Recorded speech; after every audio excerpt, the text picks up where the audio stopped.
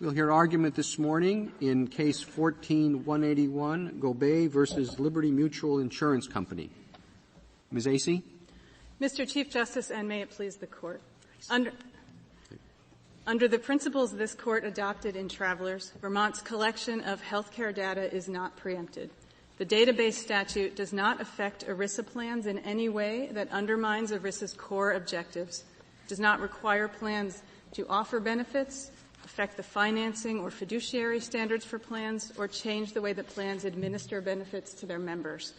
Vermont is merely collecting standardized data that Blue Cross necessarily generates and already provides to the state for itself and other entities. It hasn't been argued by Liberty, and we can ask them about that this is burdensome, that it might be different from state to state and so forth. And it may be that this sounds more in conflict preemption than statutory preemption. But can you just answer a few questions? Does this apply to people that are not residents in Vermont but have been treated in Vermont? And does it also apply to people that are that are Vermonters but are treated outside Vermont? I mean, who's the universe to whom this applies? And it seems to me that would be difficult for plans to figure out. As implemented by the Board, Your Honor, the database requirements apply to Vermonters receiving health care services from a covered insurer regardless of their location, so both inside Vermont and outside Vermont, if it's paid for by a covered insurer. It does not the Board has chosen not to require data from non-Vermont residents receiving care in Vermont. With respect to the burden, and with respect to the burden issue, Your Honor, you say it's chosen to. Does the statute authorize it to? The statute authorizes it to do either, Your Honor. So we ought to consider that, don't you think? I don't believe so, Your Honor, because the program that has been challenged here by Liberty Mutual is the program as it has been implemented by the Board, and that is how it has been implemented. And this kind of generally applicable health care regulation is not preempted for the reasons that this Court has expressed in a series of decisions, including Travelers, DeBono, Mackey, and Dillingham. What of the point that Justice Kennedy suggested that the states can have different reporting requirements, so it's a little bit like Egelhoff in that respect, that if there were uniform requirements, that would be less burdensome. But if each state has its own specifications, then that becomes burdensome and costly.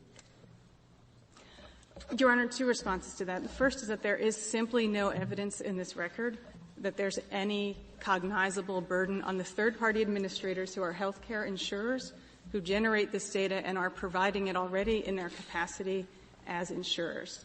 Second, certainly some states may choose to do these programs differently, but as several of the amicus briefs explain, including the brief from the National Association of Health Data Organizations, these are carefully designed programs that track the electronic transaction rule under HIPAA that provides national standards for electronic claims transactions. Suppose states had different reporting requirements and the plan showed, they haven't, I don't think showed, but suppose they showed that this was burdensome. Does that affect the analysis of the preemption question? Only in this way, Your Honor. I think that the Court's holding in Travelers can be distilled to basically three questions. The first question is, does the state law specifically and directly regulate ERISA plans only? That's not an issue in this case. It does not. The second question is whether the state is regulating in an area that Congress reserved to the states or is regulating in an area with which ERISA is principally concerned. And here the state is engaging in classic health care regulation. So on that question, the answer is no. And then Travelers leaves it open. Excuse me, you could say that it's engaged in health care regulation. You could also say it is engaged in data collection. And if you say the latter, that is something that that ERISA covers. Your Honor, ERISA governs plan financial reporting and plan disclosures to the members. Primarily, the reporting requirements that ERISA sets out are about the plan finances, actuarial statements, statements of audited financial statements, information about how the plan is, about the degree of the plan's financial soundness, and nothing that Vermont is doing has anything to do. Is that still true after the Affordable Care Act? Doesn't the Affordable Care Act include in ERISA a section authorizing the Secretary to gather information from plans for the purpose of improving health outcomes? Yes. The Affordable Care Act made a technical amendment to ERISA, which in turn incorporated the Act's amendments to the Public Health Services Act. But those do not change the test for ERISA preemption. They're not part of the plan's annual reporting to the Department of Labor. There's a couple of reasons for that. One is that the Affordable Care Act itself has almost an anti-preemption provision, a provision that says that the Affordable Care Act only prevents those state laws that prevent the application of the Act. Part 7 of ERISA also, which has those amendments in it, is not part of ERISA as it was originally passed. That was added by HIPAA, and Part 7 itself has a provision that says it does not. Well, why does it matter whether it was in ERISA as originally passed? It's in ERISA now. And it is true that there is a sort of an anti-preemption provision, but there is also a provision in the Affordable Care Act that says that the provisions that are added have no effect on the ERISA preemption provision. That's right, Your Honor. So what do you make of that? What I make of that is that it does not change the test for preemption either way. And when Congress passed the Affordable Care Act, travelers had been on the books for years. The standard set forth in travelers, which reserved to the state's health care regulation, was understood by Congress, and it was not changed. And this program that Vermont has adopted is classic health care regulation. The data it is health care regulation. Vermont also has laws that govern fiduciaries. So could they have a statute which says all fiduciaries, including fiduciaries, ERISA fiduciaries, must report, fill out the following forms about how they invest their money? Can they do that? They could have a standard for fiduciaries. No. Can they do just what I said? Is that preempted? It would be preempted as Correct. applied to ERISA now, plans. suppose instead of that what they say is what we would like is that all fiduciaries of ERISA plans send us each month a report of all of the benefits under the retirement plan that they have paid to any member. Can they do that? Your Honor, I think the answer to that probably depends on the area in which the state is regulating. I'm saying what they're doing is they have their Secretary of Health and Human Services that would like to know how wealthy or poor the workers are. So that's what they do. I think that would present a very close question. You think that's a close question? That is a close question. In other words, they can I see case after case here that says that reporting requirements are a central function. You've read them just as well as I. And it seems to me surprising that they can do that. Isn't that the job of the Labor Department? I think that is primarily the job of the Labor Department. And I say that it because obviously my question's a good answer because you're saying I'm not getting anywhere with this line because I'm going to say what about health care? That's the next question. My actual question I'm driving at is this. You should have the information. I have no doubt about that. But the question is whether you have to go to the Labor Department first or HHS and say we want uniform rules here, or whether they have to come to you when the rules of 50 states turn out to be a mess. And you say you want to go first and let them come after me, and I think the other side says, no, if you want to do what you want to do, go to the Labor Department, get a national rule that gives you a large range to get what you want. That's why, and I don't know the answer to that question, that's why I ask it. And, Your Honor, the answer to that question is that because this is classic health care regulation for which states are responsible, insurance rate review, budget review, health care research, it is an area in which states are permitted to regulate, and they're permitted to regulate even slightly differently from state to state. And as the Department of Labor, the federal government agrees with us that this is an area that ERISA leaves to the states, even though it involves data collection, because ERISA cannot possibly have been intended to sweep away all collection of information from plans by states. Congress adopted a deliberately expansive definition of a welfare benefit plan in ERISA that includes not just the direct provision of medical care, but also daycare centers, apprenticeship programs, prepaid legal services. These are all areas in which when plans would act, they would necessarily be providing information to states. I see that argument as to ERISA as originally enacted, but I am very troubled by the fact that it now authorizes the collection of data for the purpose of improving health outcomes, healthcare outcomes. I don't see how that, unless the anti-preemption provision saves the day, I don't see how that does not undermine your principal argument, which is that ERISA may preempt reporting of financial data and that sort of thing, but it doesn't preempt the collection of data regarding health care. Your Honor, the scope of ERISA's preemption provision in 1144 is governed by what Congress intended when it passed ERISA in 1974. And the later amendments to ERISA regarding group health plans include the language that says it does not affect or modify that standard. So this Court, when it is considering the scope of the areas that Congress left to the states in 1974. I don't see how that can possibly be. If Congress enacted an amendment tomorrow that says one of the core purposes of ERISA is to collect health care information, and here is the health care collecting requirement, you would say, well, that's not preempted because that wasn't the purpose when they enacted the preemption provision originally. I would certainly say that was not preempted if it was added to Part 7, which says that Part 7 does not affect the test for ERISA preemption in 1144. Well, saying it doesn't affect the test is quite different from saying that nothing changes. The test remains the same, but now that test is applied to collection which the Labor Department is itself conducting or is itself authorized to conduct.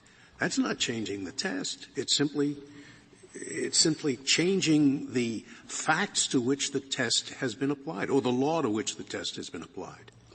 It would change the test, Your Honor, because if ERISA was now considered to have a broader, expansive scope that intruded into health care, that would change this Court's settled precedent in Travelers and De Bono. And again, Congress doesn't change the test. Our test would still be the same, whether it's a core function of ERISA or not. And it has made it a core function of ERISA. It has not made it a core function of ERISA. It's the Affordable Care Act's amendment to ERISA. And again, there's also, in addition to Part 7's preemption language, there is the Affordable Care Act's anti-preemption language. And to think that when Congress passed the Affordable Care Act, which contemplated a robust federal-state partnership in health experimentation, which included language that authorized the Department of Health and Human Services to provide Medicare. But this is no problem for you. All you have to do is go to DOL or HHS. The state representative says, this is what we want to do.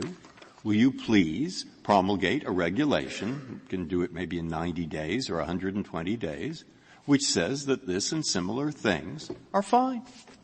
And in our opinion, it's not preempted. I think you could do that. That's my opinion. I may be only one who thinks that. But so I think it's just a question of which forms you have to go through. But if we take you and say, and I'm really asking the government this question because I don't see why they are on your side. And they'll have an answer to that. You see, I want to find out. But what I want to find out is this. The factor I saw was 93 million people have these plans.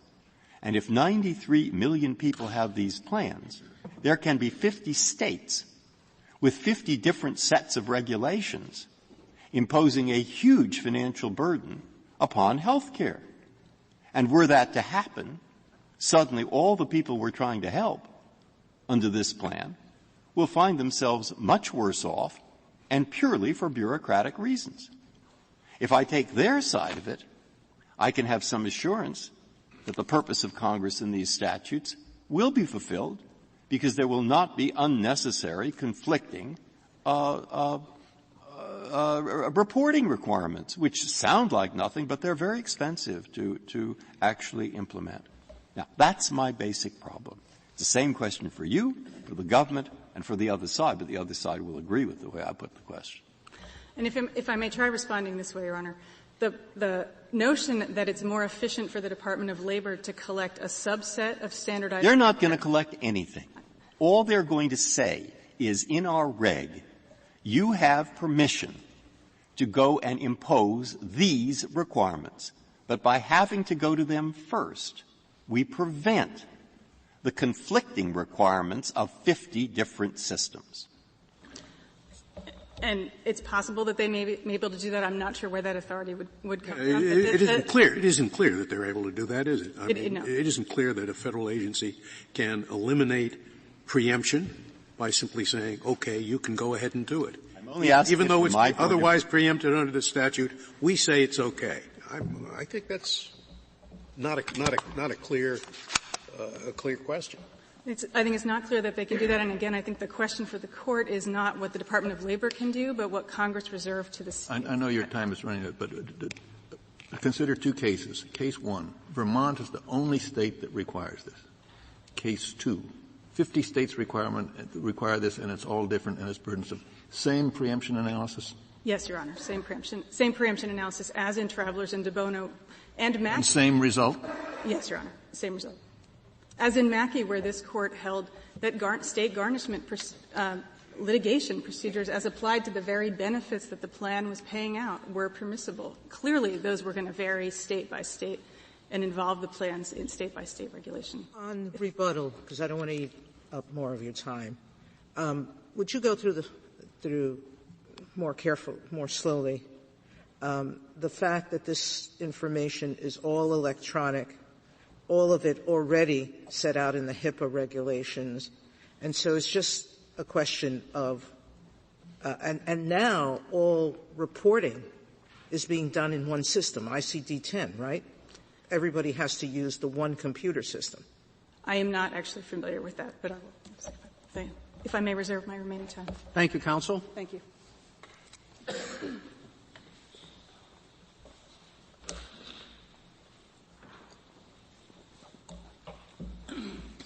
Mr. Bash? Mr. Chief Justice, and may it please the Court, I would like to start, if I could, with Justice Breyer's questions, and then hopefully I can move on to Justice Alito's questions about the ACA and Justice Kennedy's questions about the burden here. Let me set out how we see the interaction of the preemption framework and record-keeping requirements, and then turn to what I think DOL's role is here. Both sides agree, essentially, that ERISA plans can be subject to some reporting requirements, probably many reporting requirements, incident to state laws in other substantive fields. So, for example, the Solicitor General gave the example of daycare centers.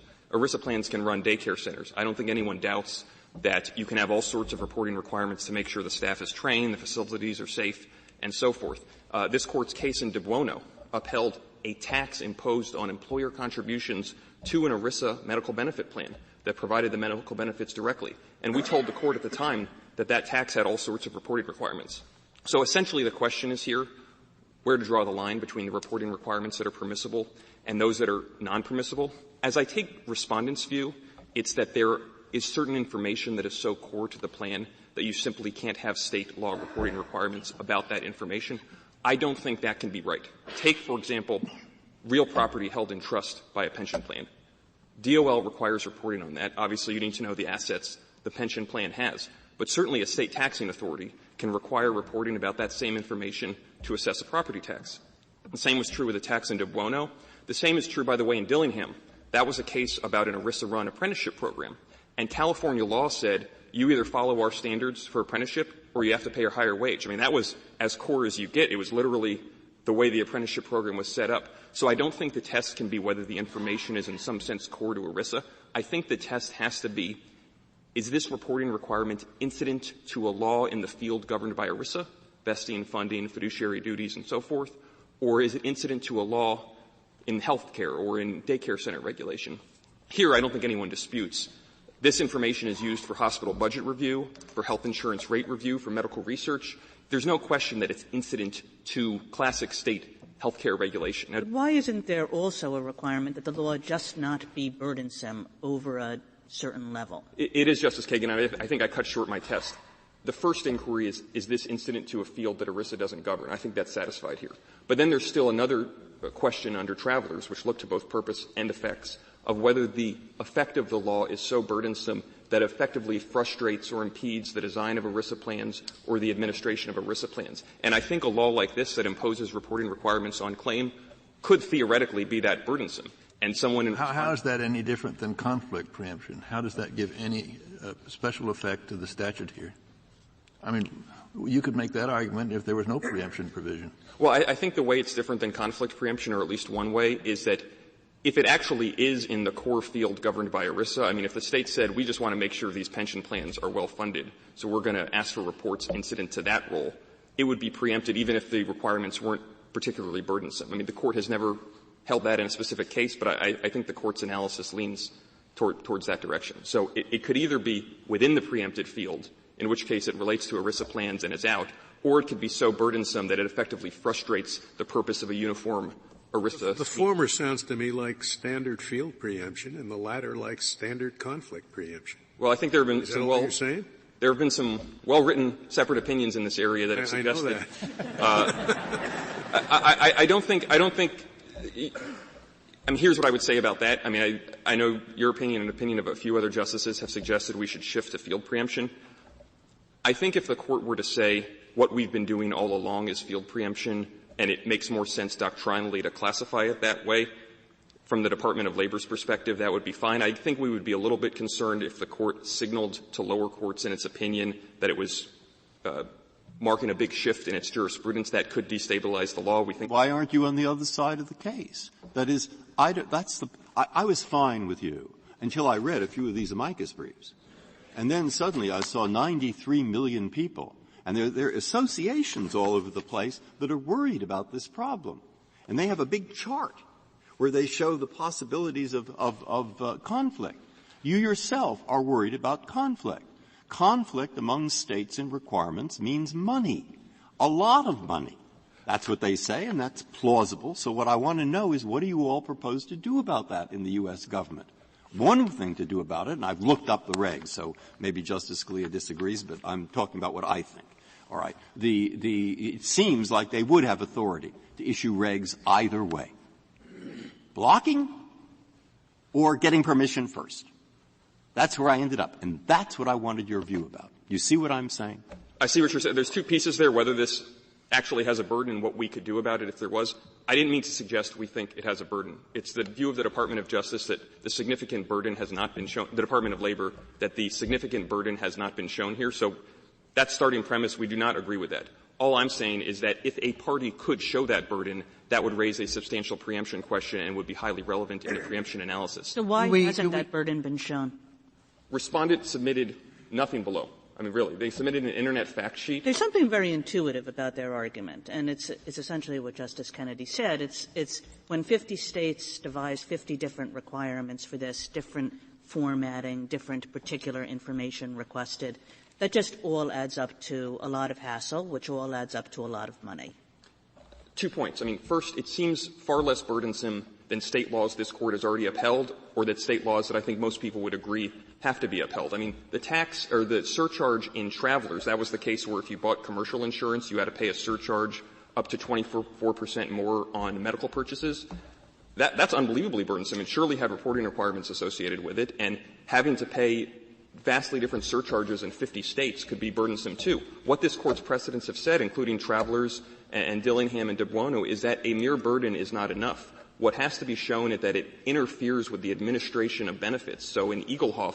But a consistent theme in our cases, when you say a mere burden is not enough, is that the government wants employers to, one, set these things up. They don't have to.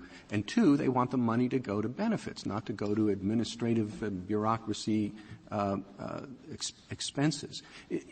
Is it your view, in analyzing this question, do we look at what would happen if 50 states adopted different programs, or do we look at just Vermont because Vermont happens to be first? The former.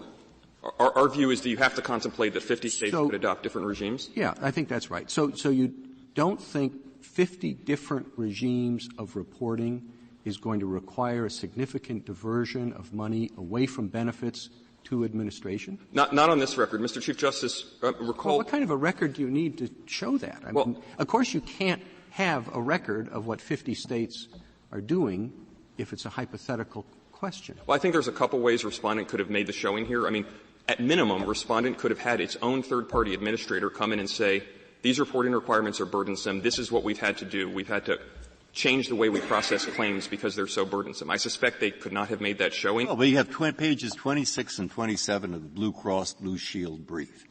And there they have a big chart, and there are all these organizations out there that are trying, like the Uniform Law Commissioners, to create uniformity. That's why I say, that's why I'm puzzled as to what to do.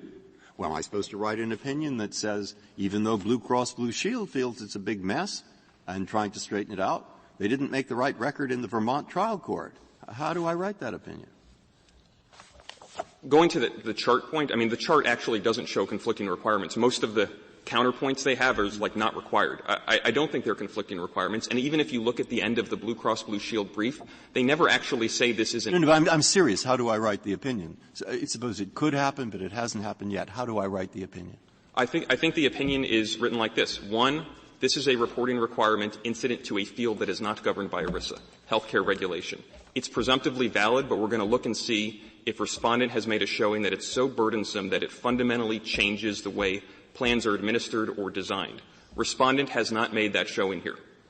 That is how the opinion is written. I mean, this Court has never actually said that a burden is so bad that it's preempted even if it operates in a field outside of ERISA. It has suggested in dicta that is possible, but that is inherently a factual determination, and it's hard to see how the Court could reach that conclusion without some factual showing so we in the go record through of the case. At one point, all of a sudden, the 11th state that does this, and it's the 11 different things. We say, is that a burden? Is that a sufficient burden? Maybe we say no. But then when 30 states do it, maybe it's a different answer. That seems like a very odd preemption analysis. Well, I don't think it should turn on that, Mr. Chief Justice. I do think it's appropriate for a court to consider what if 50 different states impose different requirements like this. But just like 50 different states might have different requirements for daycare centers or for prepaid legal services, that I don't think is the sort of burden. Well, but this goes to basic, very comprehensive reporting of data. It's not simply, well, if you run a daycare center, you have to comply with the rules about daycare centers. Of course you do. It's quite different. One of the things ERISA plans do is report data and compile data. And it seems to me that the analysis that says, well, daycare centers you can, that seems a little bit off base. May I respond, Mr. Chief Justice? No. Of course you can. Please. I think that I'll try to do it in 2 sentences. I think that the burden here is far less substantial than the burden of complying with state apprenticeship regulations for the way you design the program in Dillingham. Here, most self-insured plans use third-party administrators, and often those third-party administrators are insurance companies that already have the infrastructure in place for reporting requirements as applied to them, which cannot be preempted under ERISA. Thank you, counsel.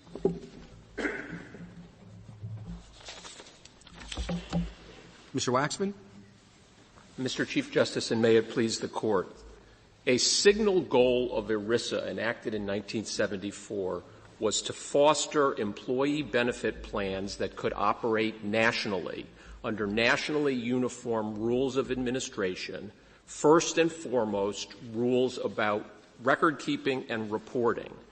Now, of course, ERISA plans, like other regular businesses, are subject to ancillary regulation like maintaining a safe workplace, paying minimum wage and prevailing wage laws, paying their state real estate taxes on their headquarters, and if they choose to run a hospital, run a law firm for their legal services benefit program, run a child care center, they are subject to local regulation like other providers of those local services. But in every single case in this Court and every lower court decision that I have found in which courts have upheld state-by-state reporting requirements, it has always been incident to a substantive obligation that the state could impose. And no one contends that Vermont could impose substantive regulations on the claims that Liberty Mutual pays under its employment plan. Now, I want to go to the point— Mr. Waxman, why was it that you introduced absolutely no evidence of burden in the lower courts here? That is not true, Justice Kagan. We did not introduce any evidence about what it would cost us in dollars and cents to have Blue Cross Blue Shield comply with the Vermont request that is the subject to the subpoena. But we did introduce substantial evidence in the record below, and some of it is included in the joint appendix in all the pages that are extra long, folded in, about what it is that we have to do, both in Vermont and in the then 15 other states that imposed very, very different reporting obligations. So we didn't put a dollars and cents in, but we did make the lower court, the district court, on its request, very aware of this very substantial burden. And Congress, in deciding to, in exchange for blanket federal regulation of these fostered national plans, to grant a very broad preemption provision that says this is going to be federal regulation. What about the converse? What about the converse point for you that I was making before? The number that jumped out from the page is the 93 million people this affects. Now, that's a huge number, and therefore the risk of conflicting regulations is serious. It's in raising costs. That's for you. But they say it hasn't been shown yet. Well, so I ask you, if it does come about, if it should come about, and you lost this case, why can't your clients go right to the Department of Labor, whose regulations I've read, or possibly ACCA, and say, we want you to impose a uniform national data collection system, or the equivalent, put limits, and then preempt the conflicting state limits. Now, it may be other members of the court do not agree with this approach, but I've written a case, Metro Media, where I think the agencies have a lot of power there. And I think they have more capacity to decide this kind of thing than a group of judges. So what about that for you? Justice Breyer, a couple of points. First, in the lower court and in this court, neither party on the other side has disputed what I think is the self-evident proposition that the Department of Labor, and now the Department of Labor and the Department of Health and Human Services, absolutely have the statutory authority under ERISA to impose the kind of record-keeping and reporting requirements that Vermont and now 17 or 19 other states do. They have never disavowed that. The SG's brief at both the invitation stage and the merits stage sort of coyly suggests that that's right. Well, that sounds like a one-size-fits-all solution, and there's some value to states being able to think about their own health care needs and to think about what things they want. So, I mean, just again, let's go back to this burden, because it is a very intuitive idea that you have on your side 50 different states. That's a lot of money. But I guess I wonder why it is a lot of money. I mean, as I understand what's going on here, that all the data that's being requested is data that Blue Cross Blue Shield generates anyway, that all the data that's being requested is data that Blue Cross Blue Shield reports for other people, that really this is a formatting question, even with respect to the wide variety of states, that the states have started getting their formatting more uniform. So, I mean, you know, you can say it's 93 million people, but, you know, in the end, what's the cost? Oh. And why don't you have it in the record? Okay.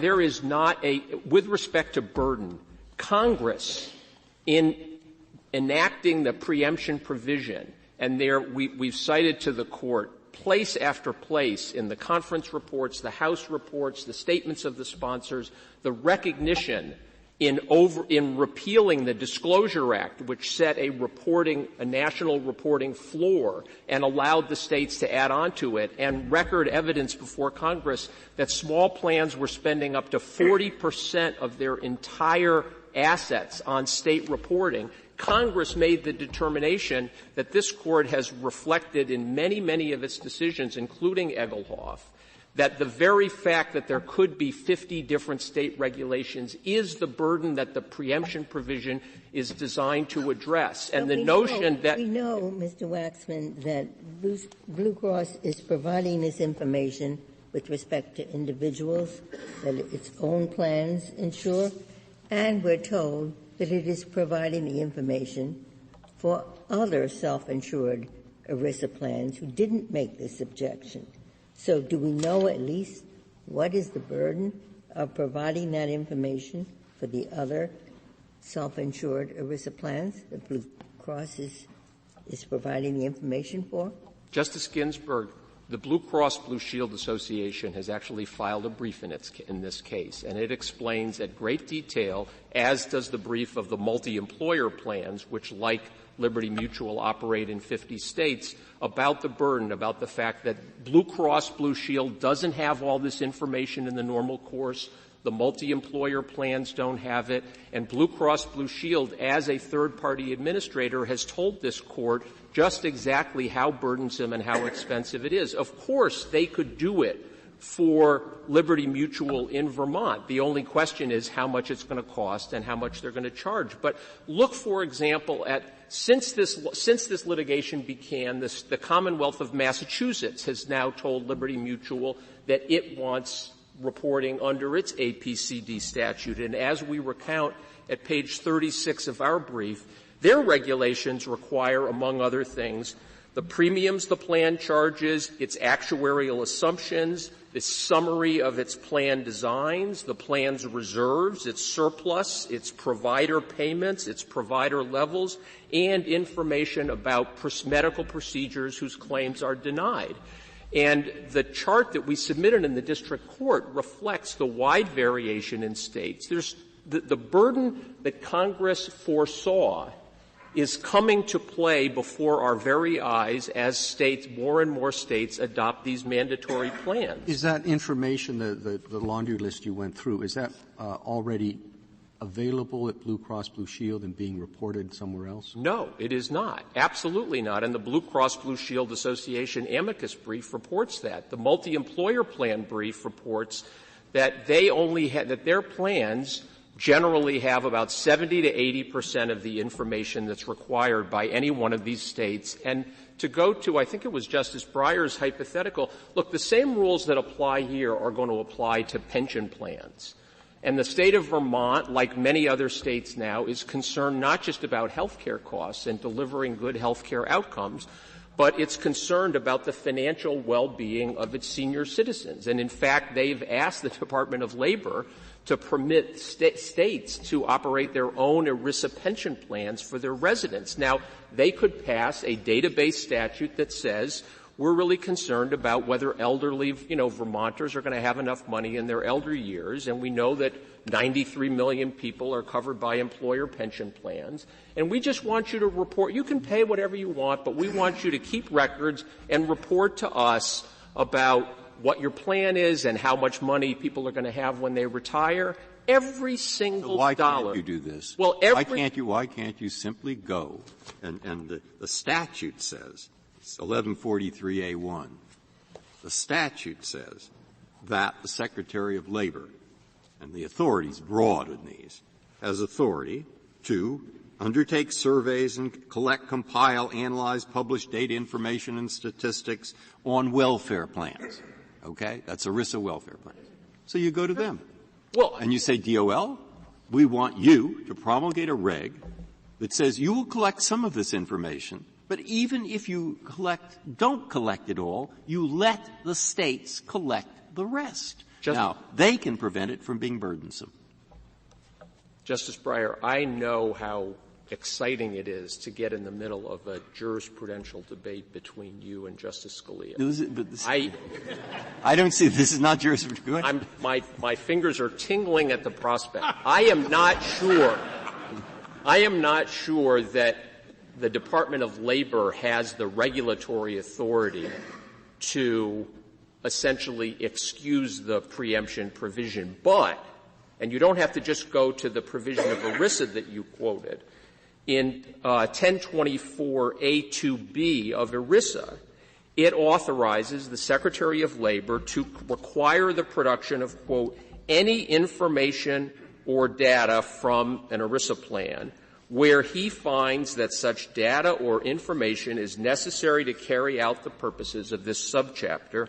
And, adverting to Justice Alito's comments, in the ACCA, the Secretary has the authority to require the production from plans of, quote, any other information as determined appropriate by the Secretary. So the notion that preemption here is sort of operates like an accordion. If the Department of Labor has the authority to get it but hasn't chosen to exercise, it's not preempted. But if they did promulgate a regulation, either of your color or Justice Scalia's color, that it would be preempted is a crazy notion. Well, you might think this is not sane, but way I'm seeing it here is there are two competing problems. One is they should be able to get information like this in the States. But two, there is a problem of burden. And I think that there are probably 100 or 200 people in Department of Labor and HHS that could write regs that reconcile those problems and allow both. But I can't because I'm a judge. So what I'm trying to figure out is how to interpret this statute in a way that achieves those objectives. How to interpret this statute is to say that in exchange for blanket federal regulation of these plans, now augmented in the context of health care plans by the Affordable Care Act, by the federal government, the states are preempted from regulating the core functions of what an ERISA plan does. And there is nothing more core than the payment of benefits. If the state is attempting to regulate, whether it's by substantively regulating or imposing a record-keeping or reporting obligation about the very activity that defines it as an ERISA plan, the payment of benefits, that state law necessarily relates to, because it has a connection with, an ERISA plan. And frankly, it's pretty ironic that the petitioner and the government claim on the one hand that it is so important to get this information from these plans because 60% of all citizens in the United States get their health care from these self-funded plans, and yet requiring them to keep the particular records that the state wants and to report it on a quarterly, annually, or monthly basis has no relation to or connection with the plan. I don't understand how both of those thoughts can inhere at the same time. Mr. Waxman, I guess I just don't understand this argument. I understand completely that there should be some restriction on overly burdensome state regulations of whatever kind. It could be taxes, it could be daycare, it could be anything, right? But why is it that this regulation falls in a different category than taxes or child care or anything else? Because the state here clearly is not attempting to and is not regulating payment of benefits. It's doing something that has an effect on your operations, no doubt. But the state is operating in a completely separate area for completely separate purposes in a way that does not trump or conflict with or anything else the choices that ERISA has made as to payment of benefits. Okay. I want to come to the end and dispute that premise that the end of your question. But if you look at this Court's cases that have set about to evaluate the burden, or at least included, as in the last section of Travelers, a section that says, of course, if this were terribly burdensome, it might be another question.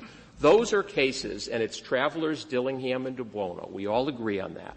Those were all cases in which there was a burden being placed on an entity that wasn't. In Travelers, it was hospitals. In De Buono, it was hospitals. In Dillingham, it was apprenticeship programs, all of which affected the price that ERISA plans might have to pay to get benefits or services from those kinds of providers. And so it took several sentences in each of those, several paragraphs in each of those opinions, even to explain how putting a tax on the non-Blue Cross insurance plans in Travelers or respecting the prevailing wage rate in California actually had an effect on any ERISA plan anyway, because they weren't regulation of the plans per se. They were indirect regulations. And when the regulation is indirect, that is, it is not a regulation that is directed at the very activity that makes the plan an ERISA plan, you do look at burden.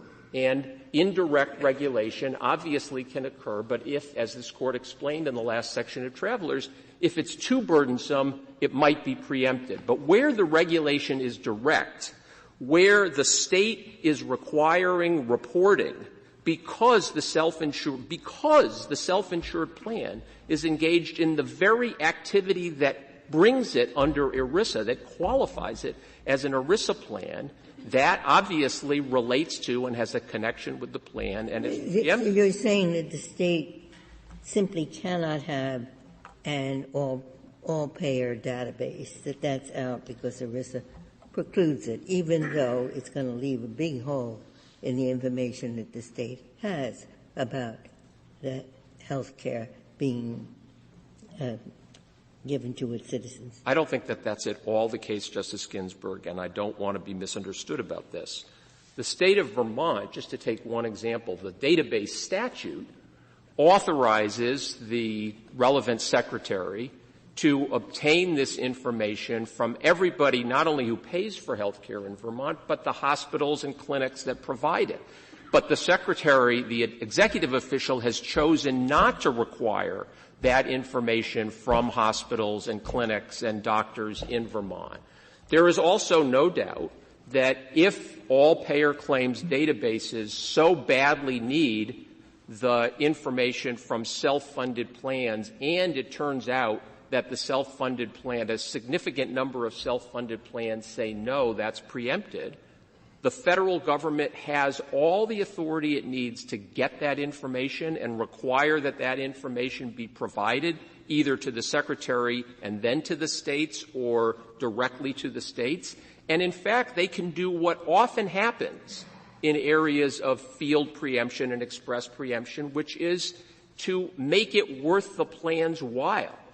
You know, they can offer all sorts of benefits to self-employed plans to provide this information if it's so important. What's interesting when we're talking about what is or isn't in the record in this case is no explanation whatsoever from the state of Vermont at any stage as to why they haven't requested the actual providers of these healthcare services to provide the information, and that it is inadequate. I mean, the only exchange I can recall is in the Second Circuit oral argument transcript, which is recorded and discussed in Judge Straub's dissenting opinion.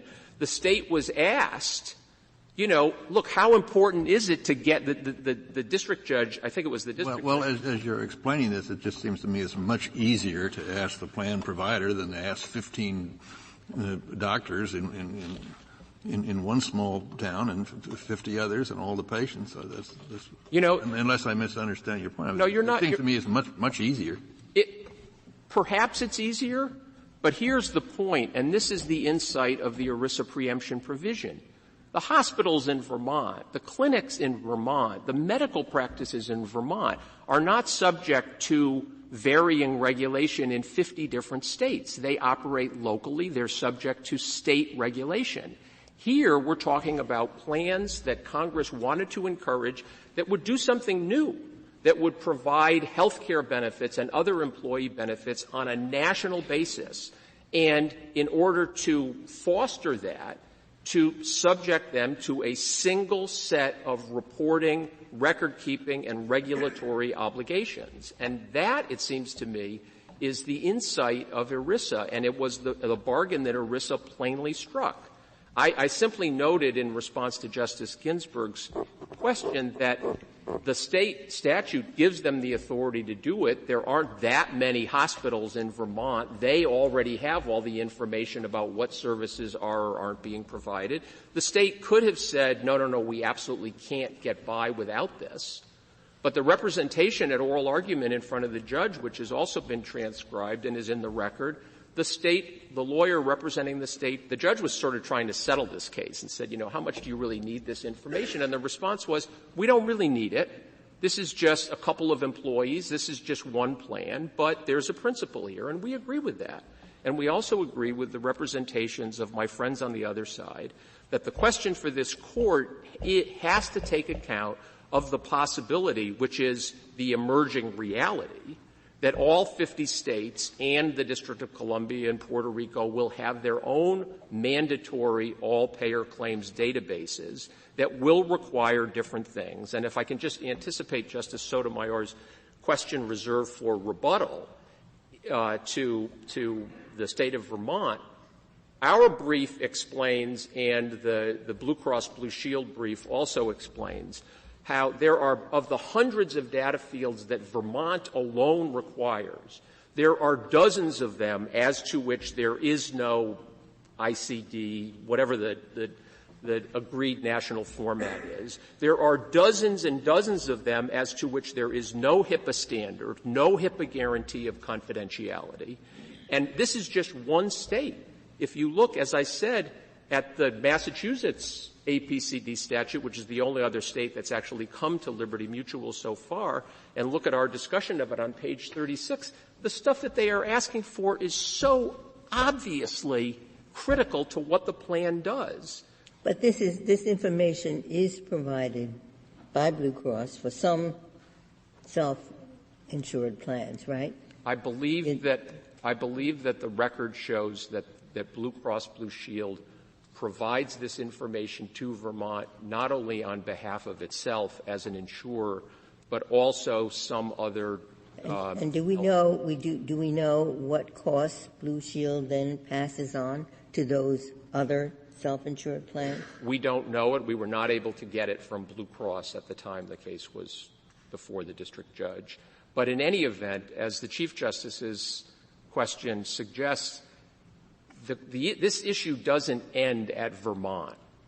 It has to take account of a burden that Congress was very, very aware of. It was very cognizant of the regime under the Repeal Disclosure Act and the costs of plans that are trying to be national plans, complying with 50 different state regulations. And I really commend to the Court the amicus brief filed by the multi-employer plans in this case. These are plans that are essentially union-sponsored plans. They are not fancy plans. Every dollar that they have to spend gathering the data that that different states say they have to have comes directly out of the benefits that they can pay, just as if Vermont decides next week, if it wins this case, that it wants to get information about pension plans and how they're being administered and what benefits are being provided and not provided. Those are all 100% self-funded plans. If my employer has to provide all that information, that is coming out of my 401k benefits. Mr. Waxman, could a state pass a tax law that requires information about pension disbursements, about claim payments, about assets held in trust? Could a state do that? I don't think that a state, when you say requested information or imposing a tax. A tax law that requires information of various kinds. I don't think a state can impose a tax on benefits that are paid. Not impose a tax that requires information in order to ensure that the state is taxing the right things. In other words, we want to tax the benefits that you're getting. Do you think that a state tax law can't require any information about any of the things that ERISA does, that the plans do? Pension disbursements, assets, claim payments, nothing? I think not. I think that the state, I don't think this case turns on it, but thinking about it, if the state could say, look, we just want to know all the benefits that you pay to every one of our residents, I think that would be preempted. As I say, that's not what's going on here, and even if I'm wrong about it, it seems to me that this is quite different. There's a lot of discussion on the other side of, this just requires the press of a button and all the information goes, and our brief goes on for pages and pages, and the other amicus briefs show how that is so far from true. In order to comply with these, it's not just a question of saying, oh, yes, we paid Seth Waxman $300 in benefits last year. This requires that we keep records that we don't keep and that we display them and provide information in ways that we don't and that differ from one state to another. And for those reasons, unless the Court has questions, I will submit that the judgment should be affirmed. Thank you, counsel. Ms. Icey, you have 3 minutes remaining.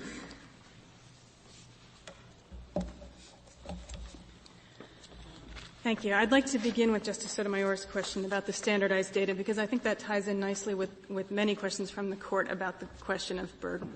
So the way that electronic claims transactions work is not something that the state of Vermont invented. It's part of HIPAA. It's a federal regulation called the Electronic Transaction Rule, and it sets standardized coding and formatting requirements for the transaction between the payer and the provider. And we don't even have to look to the regulation for that, although that's in 45 CFR Part 160, but it's actually in the record at Joint Appendix 66. This is the agreement between Blue Cross and Liberty Mutual, which says that Blue Cross shall be capable of transmitting electronic data for which transaction standards have been promulgated in compliance with HIPAA Electronic Transactions Rule, and shall, to the extent possible, transmit electronic data in accordance with that rule. That is how third-party administrators work, and that is why self-insured plans nearly always have a third-party administrator, which is typically a health insurer, to process claims, because although it may look on the surface as though these reporting requirements and the data collection seems very complicated, it's complicated not because of anything Vermont has done. It's because there is a standardized national standard for how this data is collected, which is fairly specific, fairly detailed, and they're already doing it. And it is generating a pool of tremendously helpful data that has incredible potential to help states and the federal government figure out ways to bend the cost curve and improve the provision of health care delivery to everyone in the country. The Affordable Care Act expressly contemplated that states would do this kind of experimentation. It authorized the federal government to provide Medicare claims data to the states. It created the Center for Medicare and Medicaid Innovation, which then authorized states to experiment, to develop new models for delivery, which then need to be tested and evaluated. And the United States has explained in its brief that those programs depend upon the collection of all payer data, which is something only the states are doing. The promise here is enormous, and the loss of this data to the plans would be tremendous. I would like to address briefly one issue that my friend raised, which is the question of provider data. Vermont does, in fact, collect provider data, and we've collected it for a very long time. It's called hospital discharge data, and it was one of the first data sets that researchers looked to. But it's not as helpful as all payer data, and here's why. Hospitals don't have information that tracks care across an episode of care. If someone has their knee replaced, it starts with a doctor's visit, there's surgery, there's an anesthesiologist, there's a stay at a rehab facility, there's follow-up physical therapy. And if you're trying to compare outcomes and cost for a procedure like that, it's the payer. The centralized payer, as Justice Kennedy said, who has all that information, there's only a few of them. That is the real power of the data, and it's not in the hospital data. Thank you. Thank you, counsel. The case is submitted.